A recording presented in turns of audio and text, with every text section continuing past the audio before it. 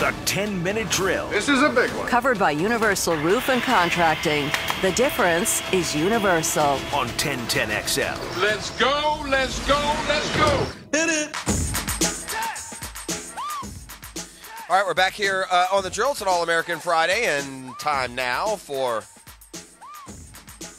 the 10-minute drills. We'll go through some of the other headlines from the sports world. Before we get started, Beef, the Sweet Science was back at it last night. The second edition of Top Ranked Boxing, which is ESPN, aired twice this week, and we had another odd finish. Remember the other day I told you a guy knocked out another guy with a body blow? With body blows, yeah. You know, you don't see that often. Body blow, put him away. Remember that? What is that from? That's from oh my God. from Mike Tyson. Yes. Yeah. Body blow, put him away. Oh my goodness. Take you down memory lane there. Well, we had another odd ending last night that also involved a body blow, but you know, in this case, it was the wrong part of the body. Last night's main event ended when Yennefer Vicente was disqualified. You see, Vicente made a real habit last night of hitting featherweight contender Jesse Magdaleno right in the peaches. Magdaleno's 28-1 and may never have kids after 4 points were docked from Vicente for low blows. Now, understand, he didn't get docked the first 1.5 low blows. This guy made a living all night of punching my guy right in the stones. Please stop punching me in the genitals. Can we please just hit each other in the head, please? Please.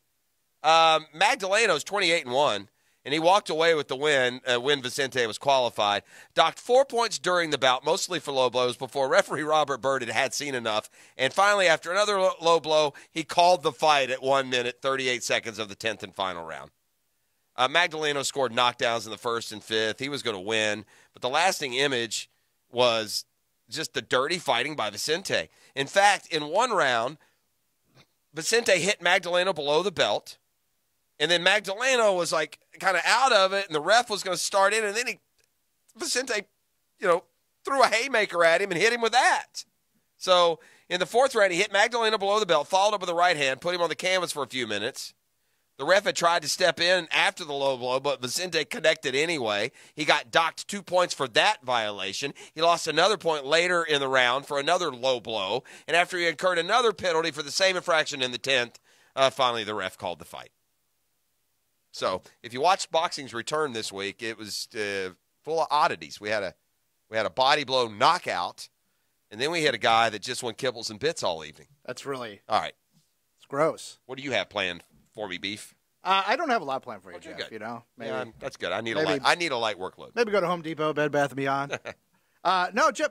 Yesterday, you talked about there was a talk that NBA players had like an ongoing 24+ hour conference call, concerns about how long they were going to be under quarantine. Yes. In Orlando when the NBA resumes. Seems like the league sort of read the tea leaves, saw that blowing in the wind, and sort of let it leak out that 14 of the teams down there will be out after 53 days. I mean, if you're already done, why is that such a major concern for these guys? Well, if they're already hunkered down. Well, I think that there's just this literally they don't want to be away from family or loved ones or their favorite hobbies or for 70 days. I mean, I guess that is the primary the difference in quarantine and lockdown. So they say they'll be down to 4 after 67 days. But 53 days, I don't know how this is going to make them feel any better. What was the initial time period that everyone was going to have to be away for that the argument was about? Do you remember? Well, they said the camps would start kind of July 9th to 11th, and the season would start July 30th, and it could go as far as October 12th. So you're talking possibly what? It was 80-something days or something? Is that what it was? Yeah. I mean, there was an actual number on it yesterday, but, I mean, 87, it's another 35. 53 days is a long time, though. I didn't see like a big, that's a relief. Yeah, did that soothe? Yeah, I don't know. I mean, it says 14 of the teams of the 22 will be eliminated within 53 days of arriving. Well, 53 days is still a long. That's still a month and a half. Yeah, I don't know if that's going to alleviate the concerns that you had about being there for 70 or 80 or whatever the initial day. But the NBA is trying to to work to make it clear to players the actual commitment of time for most teams is going to be less daunting than what was, originally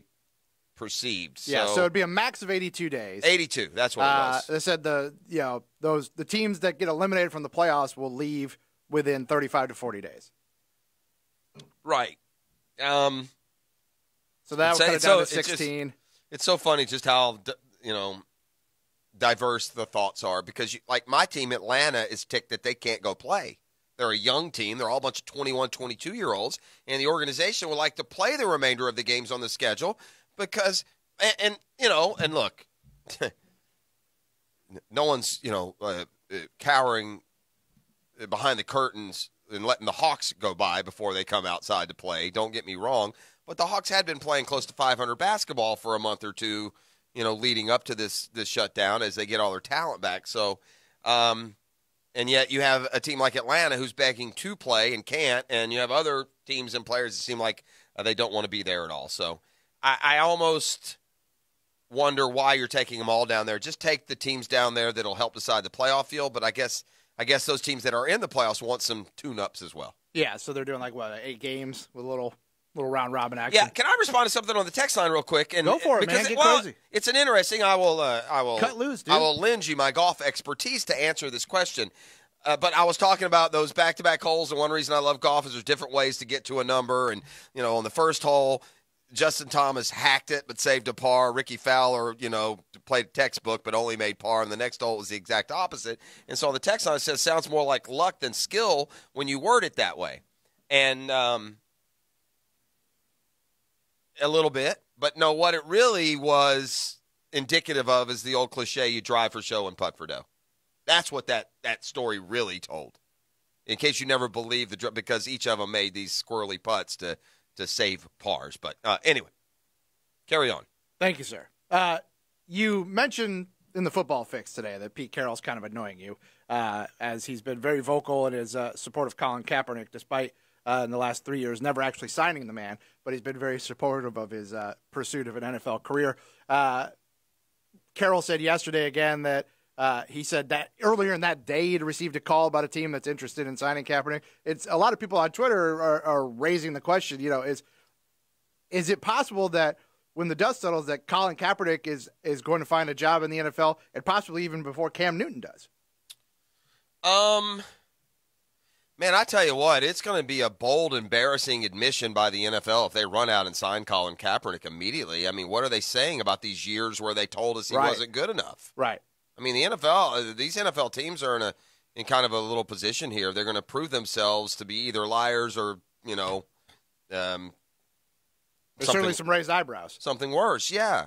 I mean, and shame on teams if they needed Colin Kaepernick and didn't sign him for whatever reason. Now, look, there is a reality. It's not, playground football. This is a business. It's the NFL. There's a lot that goes into your franchise, and it's community outreach and everything else. And there were teams that were afraid of the distraction. That doesn't mean they're non-supportive of Colin Kaepernick, but there reaches a point where the talent is balanced against everything else that comes with the signing of the player. And so what NFL teams say and claim is that the other side of that isn't overpowered by the talent of Colin Kaepernick. There is a little romanticizing going on about what Colin Kaepernick is as a quarterback. I think that's fair.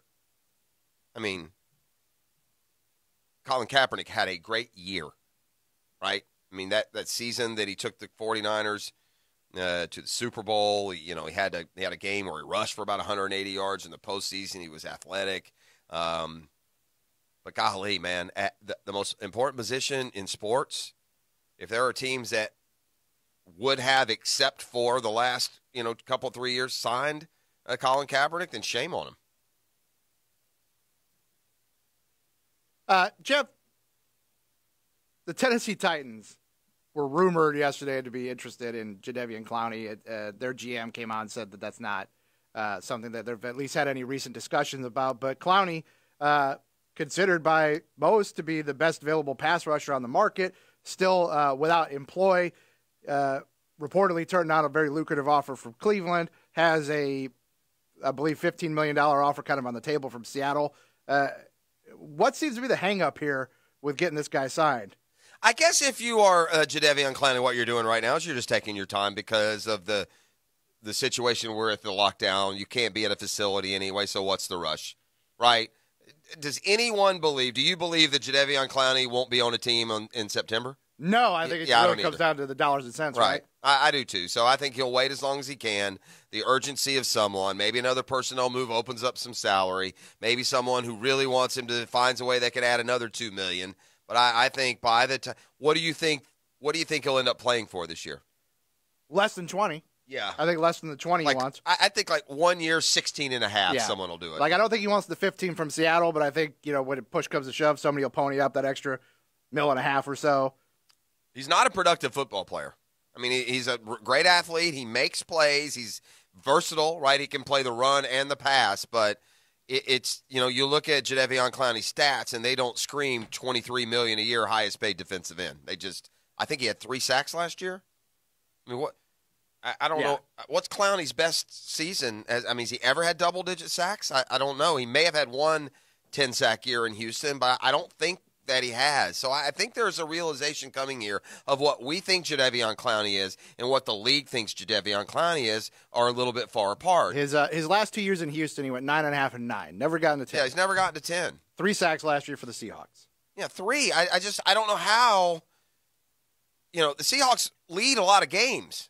So I'm sure there are plenty of pass attempts against the Seahawks. I just don't know how a dominant defensive end only gets 3 sacks. I mean, I feel like Reggie White could have been triple teamed for an entire season and gotten more than 3 sacks. So I think at the end of the day, the bottom line of what we're learning here is that Jadeveon Clowney's overrated by us as fans.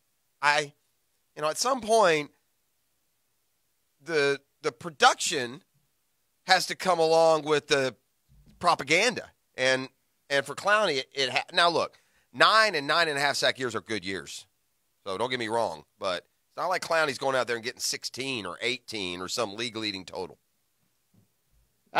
Jeff, I know it's not like your favorite sport. You always give Dan and I a hard time for our love of the puck. But yesterday, the NHL set a start to camp date as July 10th with an intent to return in August. You've talked about the crowded fall sports calendar now with everything getting pushed back because of the coronavirus. With the NHL looking to start in August, so their playoffs would start even later than that. I mean, you want to talk about somebody getting lost in the woods. I'm trying to – I need to go home this weekend and make a flow chart. It's a lot.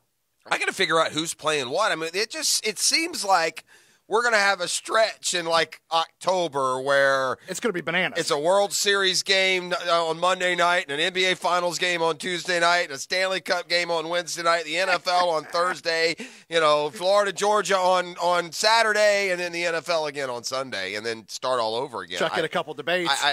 Yeah, correct. I don't know exactly how the schedule falls, but I keep seeing important, maybe a Ryder Cup. I keep seeing ultimate events in sports like finals and conference championships, and they all seem to be around the same time. So, it's going to be one jam-packed fall of Max Kellerman got killed sports. For saying nobody cares about hockey, but if they're playing their major games at that period of the calendar, we might really find out. Yeah, I don't really – and by the way, I'm not anti-hockey. I just didn't grow up watching. You guys grew up in the North, and you watched hockey. And my city's of rooting interest has never had hockey that mattered. When I was a kid, there was the Atlanta Flames, and they left by the time I was probably 9 or 10 years old and never returned. But I still find myself – if the Calgary Flames are good, I'll find myself watching them in the postseason. But Flame on. I will – but, I don't – that's a great question, though. I mean, is the NHL doomed if the NBA Finals and the World? Certainly those 3 championships aren't going to go at the same time. They're just around the same time, right? I mean, I'm generalizing like it's literally going to be, they're each going to be in their championship weeks at the exact same time, and I doubt it's, that shoved together. Yeah, I'm not sure exactly how it would end up falling out. Did you see? Did you see your boy Jokic's new body? No. Oh, Nikola Jokic is stunned. Did he hit the weight room? No, he just lost. Remember how fat and slow he looked? He was a doughy dude. You got to meet the new Joker, buddy. You got to look. You got to take a look. He looks like a completely different person. He looks like he's lost 50 pounds. And if you look at the side by side, now there's going to be some question is if he lost too much weight. He's a center. He's banging around inside, but we don't know how much. But it looks like 70 pounds maybe. But a transformative body. During the lockdown for the Jokic. He's listed 7 foot 284, but gosh, he was 7 foot 350 probably at points of this season.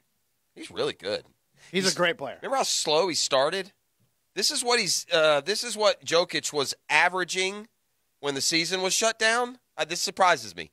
20 points, 10 rebounds, 7 assists, and a steal. Did it? Didn't seem like his production was being trumpeted that way, did it? Holy cow, Joker. Right? You see the difference? Holy cow. Yeah, it's stunning. Yeah, that's a substantial weight loss. Yeah, substantial weight loss. And, in fact, now there will be those that question whether, did he lose too much? It's going to hurt his game. We'll see. We drilled? We're drilled. Awesome. Now, counteractively, like our friend Joe, you just tweeted at me, said, it sounds like October's fitting to be off the chain. Yeah. No, I'm fine if they all go. Yeah. I would love to have to switch back and forth between Game 3 of the World Series and Game 1 of the Stanley Cup or Game 4 of the NBA's Western Conference Finals. The NBA's Western Conference Finals, to me, are as good as baseball's World Series if it's not the Braves or the Stanley Cup Finals because they certainly have been recently. Man, look at the star power there in the Western Conference at the top. It's loaded up, man. LeBron and Anthony Davis for the Lakers right across town. You got Paul George and Kawhi. Don't forget the Rockets. The Rockets, have played great with Westbrook and Harden. So I'm looking forward to the NBA's return. And I'll give you one more thing here before we wrap up the drill. I'm learning. I'm such a sports nut. Obviously, I've made my career being a sports fan.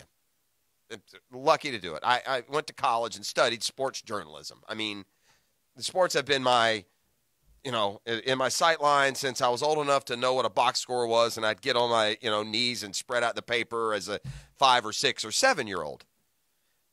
So it's surprising now in my having just turned 50, nod, nod, wink, wink, to learn things about myself as a sports fan.